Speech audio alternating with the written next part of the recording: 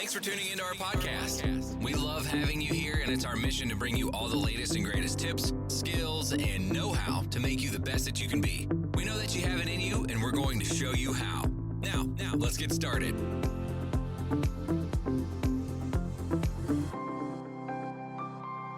This episode is powered by Poddex. Thank you for tuning in today. You are now listening to That Will Never Work podcast with your host, Maurice Chisholm. Hello, everyone. Thank you very much for tuning in today. I have a special guest today. I'm really excited. A really upbeat individual who's going to talk to us about our why. I find that we lose our why periodically as we're trying to develop our businesses, and we get over anxious or stressed because we're trying to make things happen, and we lose our why in the process. So today our guest is going to talk about that. He is a creator at heart. He's a jiu-jitsu purple belt, and a lover of all things water. He started his entrepreneurial journey after graduating the University of Nevada, Reno, with a degree in biochemistry. So how many of you have started off on that type of path and pivoted based off of changes and whatnot? And again, understanding your why. He talks about scaling businesses to 7 figures, doing 3,000 to 4,000 sales consultations. He was frustrated with the way sales were being taught, again, understanding your why of why you're on this entrepreneurial journey. And ultimately, this gentleman, I'm not going to get into a whole lot. You can read his bio. He's going to share all his information. But also we're going to talk about that he is a proud father of a daughter, which I can truly understand. All of you know that I have a daughter also, and, he's going to talk about her age. And, my daughter, she's in college. So I kind of miss those days. I really do. So I bring to all of you today, Mr. Chandler Walker.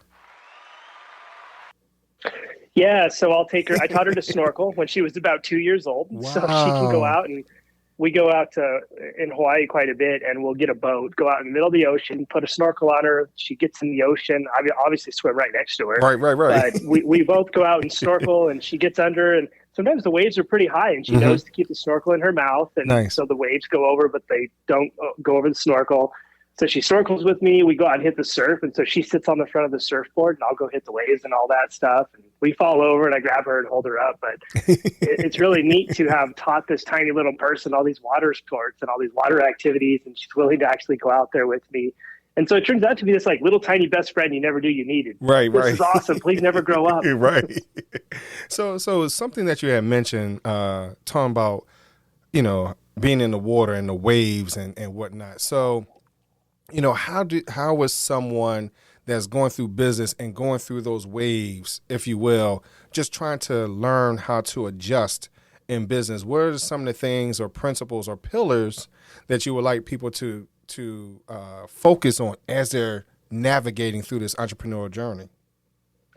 Yeah, I think the first mistake that entrepreneurs make is thinking that they're the only one who can do the job, or they're the only one who can do it right or well. Because what that does is it moves you into a position to where you essentially buy yourself a low-end job. Some of these entrepreneurs I see working 100 hours a week, it's, okay, you've bought yourself the position to work in a 25-cent an hour job, which is not even legal. It's not even minimum wage you're paying yourself. So I think what you have to do at some point is learn, and I learned this the hard way. My first year in business, we got up at 3 or 4 in the morning, and we didn't go to bed till like midnight. We had a brick and mortar. And so it's a lot different having a brick and mortar than like an online business, because you have overhead, you have the toilets, the janitor, staff. If you don't pay that stuff, you get shut down. Right. And so I had to learn after the first year. During the first year, I was basically doing everything by myself and my partner, who's also my significant other. We haven't killed each other yet. We have a daughter, so we're on a good path so far. But what I learned after that first year was I can't do everything, and it's not possible for me to do everything, because if I try to do everything, the business is going to stay stagnant. It's not going to grow. I'm going to get burnt out, and everybody's going to lose. So I think the first pillar and tenet you have to look at is replacing yourself and the processes you shouldn't be doing. So as an entrepreneur, I look at processes in 3 different domains: red, yellow, and green. Okay. Red tasks are ultimately what I need to be doing every day. Yellow tasks are kind of in the middle, and green tasks are going to go to an executive assistant, a VA, anybody but me, because they're tasks that I don't need to be doing. They waste a lot of time, but they aren't that productive, and they don't quantify or magnify growth or revenue. Wow. So where did you come up with the idea to label these as this red, yellow, and green? Because I think that's rather unique. I've never heard it expressed that way, but what influenced you to task it that way, or to label it that way? Yeah, I think a lot of the way I think comes down to the fact that I studied biochemistry in college, so I'm a giant science nerd. So everything I do follows the scientific method. If I can hypothesize and test, and hypothesize again and test, and create simplicity out of complexity and peace out of madness, then I'm in a good place. And so when I was kind of trying to figure out how to organize, I thought to myself, what's the easiest, most simple way to figure this out? What's the easiest, most simple way to put my business in a place to where I can essentially map my time out every day? And so that kind of, in the beginning, introduced me to like Pomoto stuff. It's break your day up into blocks, work 25 minutes on, 5 minutes off. And so I still wanted to take that and reduce complexity even more. And so then I started saying, okay, what if I color code it? What if it's like red light, green light, yellow light? That would be perfect. Right. So then I made it, and now it's like first grade level, but it's like college level awesome. So at this point, it works really well. And you tell someone, you have red task, yellow task, green task. Which ones are the hardest? Which ones are in the middle? And which ones are just meaningless and you shouldn't be doing? And all of a sudden, they can magically come up with a whole list. Wow. So as I'm listening to you talk about just breaking it down to a simplest form, like you said, it's a first grade level with college level awesomeness, if you will, or strategy. So how does that deal with something that you talk about where you're focused on the 6 key pillars of wellness? How does that affect your mental health and sleep and nutrition, just being able to break things down to its simplest form? Yeah, when you think about entrepreneurship in its purest form, there's no book on how to do it. There's no manual on how to just start your business and you're good to go unless you open a franchise. And so I think when entrepreneurs begin, they go into this overthinking pattern, and it takes them into this place of, it's like a roller coaster of madness, ups and downs, ins and outs, too many things to think about, too many things to do, and they don't know how to self-manage. And so when I was on the journey, our original business is a health business. We help people in these 6 key areas of wellness. So I started looking at this as an entrepreneurial path to wellness. And I've actually added a new pillar recently. So we have 7 at this point. Okay. So at some point we may have hundreds, even though I'm all about simplicity. Right. But what I figured out was you have to follow these pillars in order or you're going to wreck your whole life. And so the way they worked was, number one, first pillar you had to follow was mental health. Because if your thoughts aren't organized, if you're a disaster, if you can't get yourself together, if your internal thoughts are a mess and you're depressed, deprived, and just not there, nothing else is going to work. And your personal problems become business problems and everything will suffer and crumble. And then the next piece I looked at was social health. If your social dynamics aren't there, if people are telling you you're not going to make it, if people are telling you you suck, if your family doesn't support you, if you don't think anybody cares about you, and you don't have that social dynamic, you're going to be lonely and depressed and get burned out and going to want to quit. So second thing we had to fix was our social dynamics. What are the positive, neutral, and destructive environments that we're in? And then the third one I looked at was sleep. Chronically, entrepreneurs are deprived of sleep. It's the one industry to where you can guarantee that nobody's sleeping because they want to quote unquote hustle. Right. And I call that the pray you make it strategy, which doesn't really work that well. Okay. So we have to get our sleep in order to be able to be creative, to be able to think, to be able to lead and manage, to be rational and not emotional. And then the next pillar I looked at, which is a new pillar, is wealth. Most entrepreneurs don't manage their money. They don't even know how to pay themselves. They don't know how to put money away for taxes. At the end of the year, it's just a complete disaster. So we have to be able to not only manage our wealth in the current state and time, but manage the pathway to wealth. So should you want to retire, you're capable of it. Because most business owners, unfortunately, won't be able to sell their business. Only like 1% actually do. So you have to set yourself up to be okay if you can't do that. Okay, and have something that's set aside to be able to support you in the end. And then the last two pillars I looked at are nutrition and fitness. Take care of yourself in terms of your nutrition. Doesn't mean you have to follow like the 48-hour Hollywood cookie diet or the keto diet or be a vegan or any of that. Just take care of yourself in terms of nutrition, and your body will benefit, and you'll survive long-term, and you won't get sick. And the last piece is fitness. There's so many good things surrounding fitness that allow you to release dopamine, different hormones that make you feel better. It increases bone density so you don't hurt and you live longer. And so ultimately those 7 key areas are what I found that makes someone truly, quote unquote, well. Wow. Thank you very much for that information. But, one of the things that I know that for myself, especially beginning, was that mental health and that social health. Because in certain, when you're trying to sell to what's called your warm market or your hot market, if you will, as you're talking about your business plans and things like that, sometimes those that are closest to you are not always supporting you in your process or in your journey. Not always. And those are the ones that you expect, if you will. And as you stated, also your business partner being your spouse, if you will, sometimes people have those challenges also. So do you have any things out there for those individuals that might be challenged by that, whether it's just being able to talk it out and develop a healthy sense of communication or anything like, do you have any nuggets about some stuff like that? Yeah, in terms of like working with your spouse.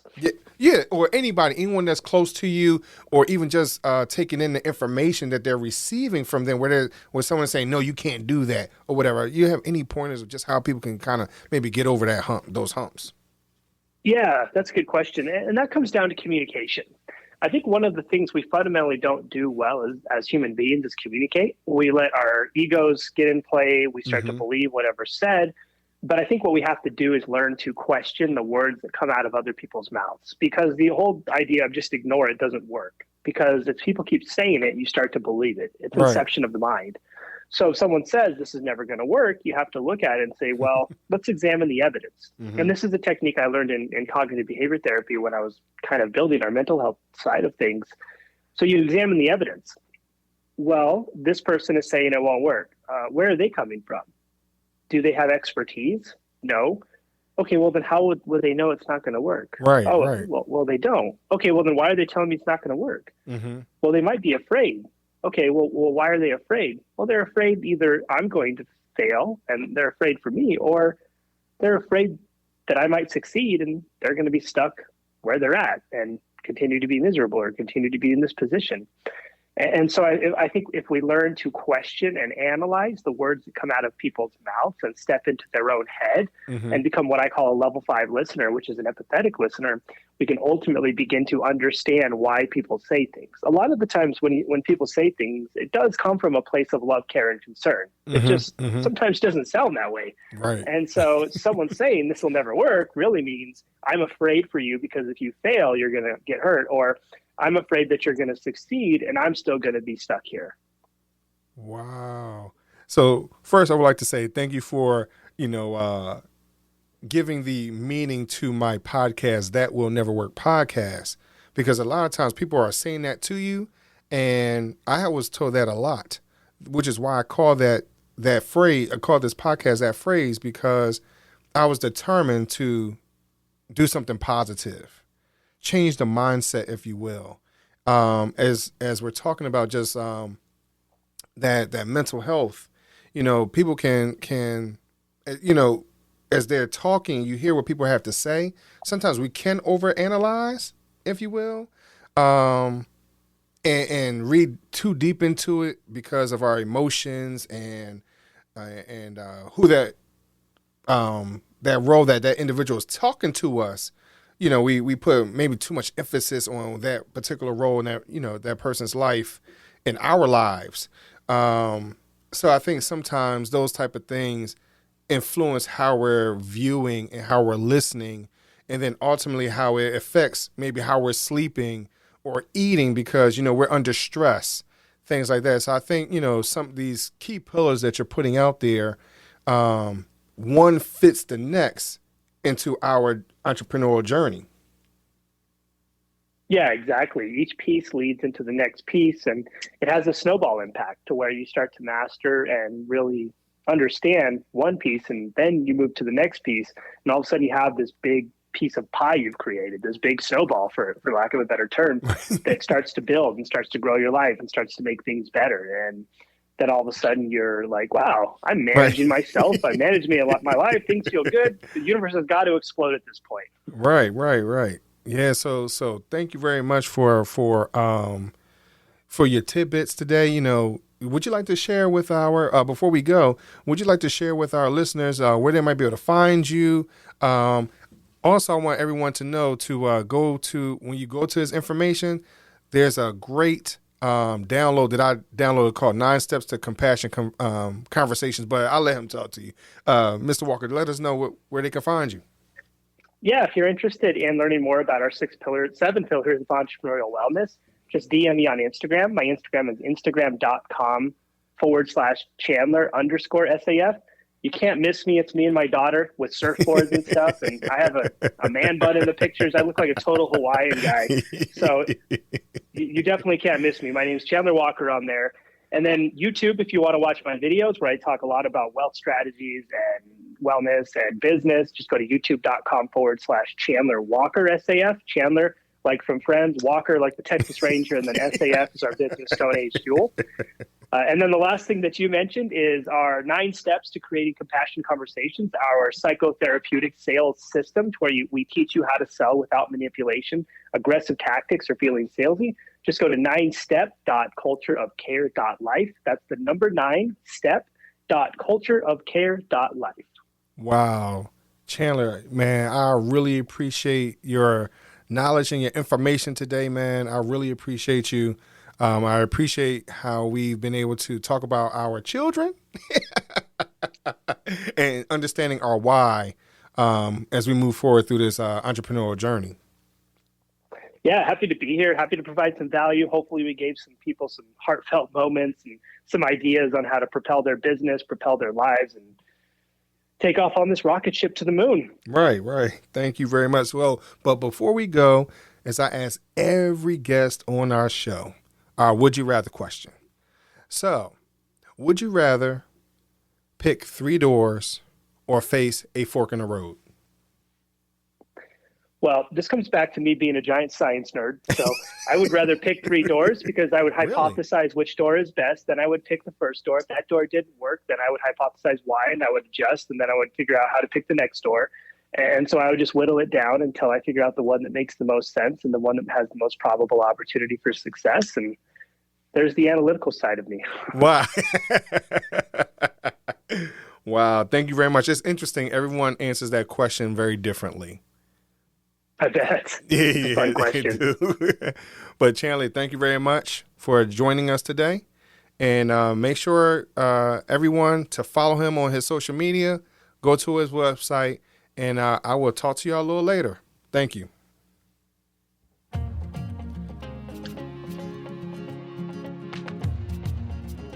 Loved what you've heard on this week's episode? Well, the answer is simple.